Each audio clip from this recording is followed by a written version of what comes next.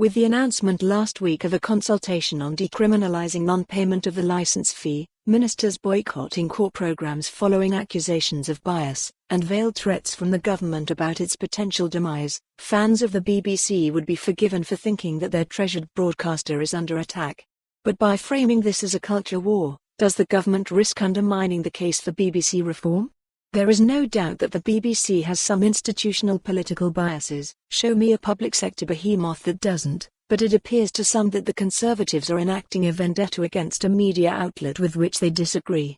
Such behaviour risks turning away members of the public who support reform but also think highly of the BBC and the valuable role it plays in British's cultural life.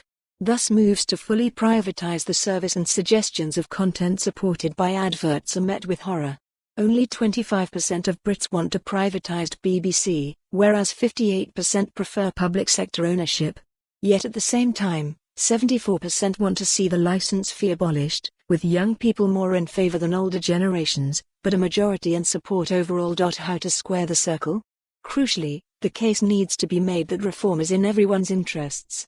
Professor Philip Booth's recent report New Vision sets out how the BBC could be transformed into a subscriber-owned mutual for the benefit of viewers, non-viewers, and the corporation itself. The small but growing number of people who want to watch other live TV channels but don't choose BBC services would be free from the obligation to pay for them, while the legions of Strictly and Doctor Who fans could continue to subscribe.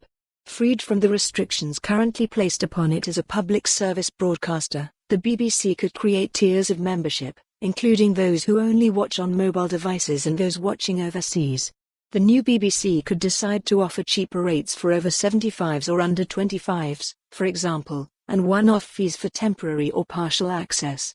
The BBC could also seek to provide services to the millions of Brits abroad, and the global English-speaking world, who would love to access its content but are locked out or forced to wait for months for shows to be screened on regional platforms like BBC America. A more independent BBC would be better able to reflect its viewership. The current corporation chases demographics that are moving away at lightning speeds, whether that's younger viewers only watching programs online, or couples settling down for a Netflix binge rather than switching on the traditional soaps. This model could be made to work for both the BBC and viewers of all demographics.